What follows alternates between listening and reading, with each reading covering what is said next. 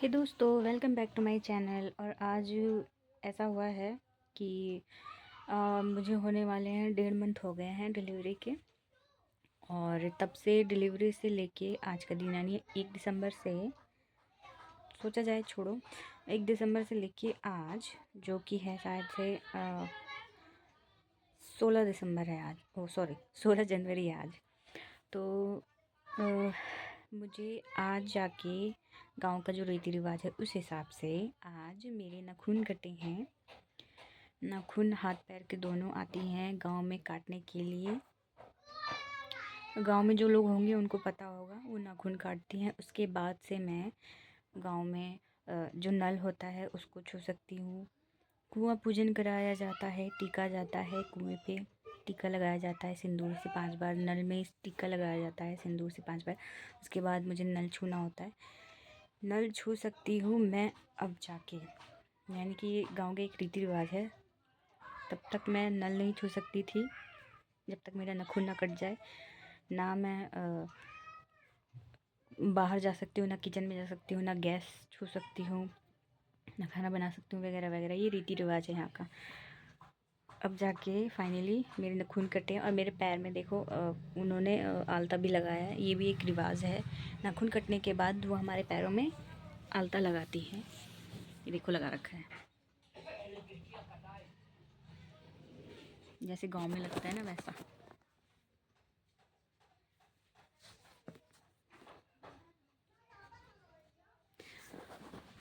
और अब मैं बिछुआ, पायल, चूड़ी सब पहन सकती हूँ। फॉर्मेलिटी के लिए मैंने सिंदूर लगा लिया था, क्योंकि लगाने नहीं देते सिंदूर बिंदी वगैरह भी। गांव में उसको नहान कहते हैं। और ना ही तब तक हम सिंदूर लगा सकते हैं, ना बिंदी लगा सकते हैं वगैरह वगैरह। बट मैं लगा रही थी क्योंकि जो डिलीवरी है वो आप लोग तो सब जानते, कुछ बताने की ज़रूरत नहीं है मुझे। तो मैं सिंदूर बिंदी वगैरह सब लगाने लग गई थी। बस मुझे नल नहीं छूने दिया गया था। मुझे सबसे बोलना पड़ता है नल चला दो, मुझे हाथ धोना, नल चला दो, मुझे पानी पीना, नल चला दो, मुझे वहाँ जाना, यहाँ जाना, कपड़े धोने वगैरह वगैरह।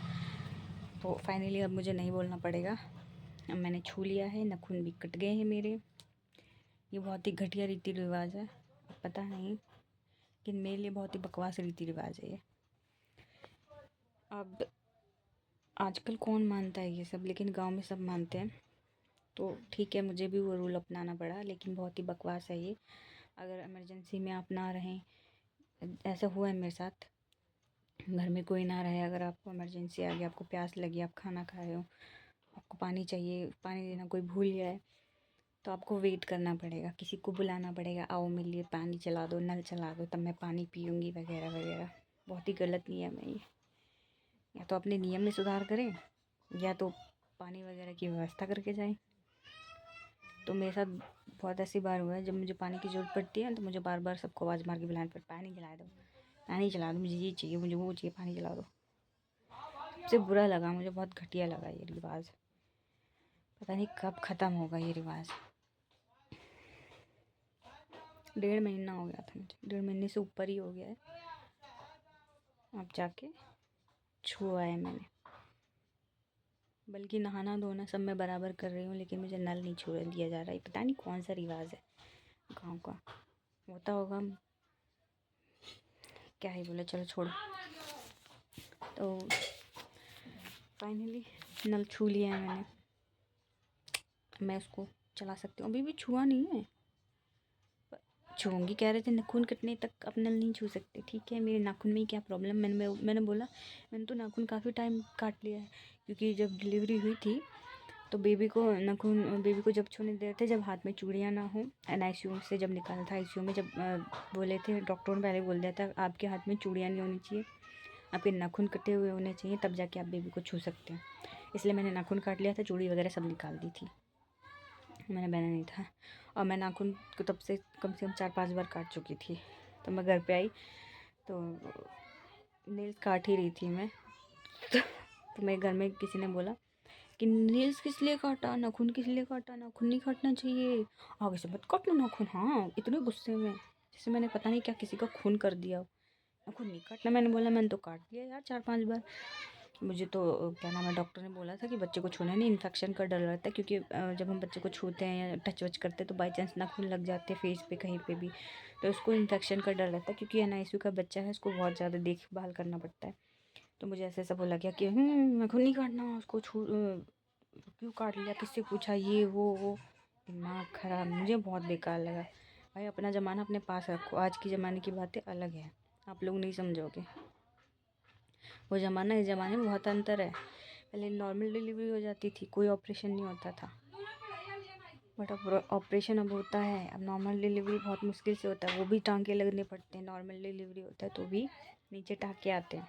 पहले लगता था टाँका, नहीं लगता था, लेकिन अब लगता है। अब सब चीज़ ठीक है। अब पुराने ज़माने में क्या ही बताऊँ यार, गंवारों को कुछ समझाने लायक है। वो उन बेवकूफ़ों को समझाने जाओ ना, वो हमें उल्टा समझाने लग जाते हैं, अपनी जो रीति रिवाज, कथा कहानी सब बताने लग जाते हैं। हमारे टाइम पे ये होता था, हम तो चलते चलते बच्चा पैदा कर लेते थे, हम ऑपरेशन नहीं करवाते थे, कभी ऐसा दिन ही नहीं आया। मैं गोबर फेंकने जाती थी, मेरे वहीं बच्चा हो गया, मैं चलते चलते मुझे हंसते हंसते बच्चा पैदा हो गया। भाई होता होगा, ये टाइम अब नहीं है। भाभी के घर में आप ही की बेटी हूँ, उनके भी ऑपरेशन हुआ है। मैंने तो बोला यार अपनी कहानियाँ मत सुनाया करो, प्रॉब्लम को समझो, सिचुएशन को समझो, और ये भी देखो कि वो ज़माना और ये ज़माना बहुत अंतर है। आप पहले दवाइयाँ नहीं खाते थे, लेकिन अब भर भर के दवाइयाँ खाते हैं। किसी भी चीज़ के लिए दवाई चाहिए, खाते होंगे। तो भाई अगर आप दवाई नहीं खाएंगे तो आपकी प्रॉब्लम बढ़ेगी। घर पे बैठे बैठे कईयों को मैंने गांव में देखा है, अल्ट्रासाउंड वगैरह नहीं कराती प्रेगनेंसी में, आयरन की, फॉलिक एसिड की गोलियां नहीं लेती, कैल्शियम की गोलियां नहीं लेती। हमारे बच्चे तो एकदम वैसे हुए, कोई गोला गाली नहीं खाते थे। ठीक है, मत खाओ, हमें क्या लेना देना। प्रवचन मत दो, लेकिन प्रवचन नहीं चाहिए। बकवास करती हैं, बकवास करके चले जाती हैं, कुछ अच्छा तो कर नहीं सकती। सुन सुन के तो मेरा दिमाग ख़राब हो गया। अरे जितनी औरतें गांव की, उतनी बातें उनकी। हमारा ज़माना आग लगे तुम्हारे ज़माने में, होता होगा तब। खुद देख रही हैं और अपने किसी फैमिली के ऊपर, अरे इसके साथ ऐसा हो गया। जानती हैं जब दवाई के बगैर नहीं चलता, नहीं होता, तो क्यों करने गई थी, इनको जांच करानी नहीं चाहिए थे, वो कराने। दूसरों के लिए तो आप लोग बहुत ज़्यादा वो बताने लग जाते हो कि ऐसा नहीं वैसा, और जब खुद के बहू के ऊपर आता है तब सब भूल जाते हो। उसने अपने आप कर लिया होगा। ऐसे मुझे बोला गया, मेरे घर में बोला उन्होंने, इसने तो इंजेक्शन लगवा लिया ताकि इसे दर्द जल्दी आ जाए और बच्चा पैदा हो जाए। 7 महीने पे डिलीवरी हुई है, मैं बेवकूफ़ मेंटल हूँ, जाके दर्द का इंजेक्शन लगवा लूँगी ताकि मेरी जल्दी डिलीवरी हो जाए। मैं अपने बच्चों का वज़न नहीं झेल पा रही थी क्या पेट में? क्या मुझे जल्दी निकालना ज़रूरी था? उसने तो सुई लगवा ली, इसलिए जल्दी बच्चा पैदा हो गया। सुई नहीं लगवाती तो बच्चा नहीं पैदा होता जल्दी। इसने डिलीवरी के लिए सुई लगवा ली। घटिया सोच। इतनी टेंशन हो जाती है ना सोच सोच के, इन लोगों की बातें सुन सुन के दिमाग ख़राब हो जाता है। गांव में तो शादी करना ही नहीं चाहिए, वैसा घटिया गांव, देहात टाइप। किस्मत फूटी। गांव में शादी मत करना, शहर में करना शादी। ऐसे चूतिए भरे पड़े हैं ना गांव में, कोई नहीं समझेगा, किसी की प्रॉब्लम कोई नहीं समझता। ससुराल में अपने गुणगान गाते रहते हैं, अपने ज़माने की बातें बताते रहते हैं। भाई नहीं चाहिए ऐसा ज़माना, अपने पास रखो और ये गुणगान गाना बंद करो। जो इस ज़माने में हो रहा है उस हिसाब से चलने दो। आप लोग भी बिना दवाई के नहीं चलते, प्रॉब्लम तो कोई समझता नहीं है, सब मेंटल ही है।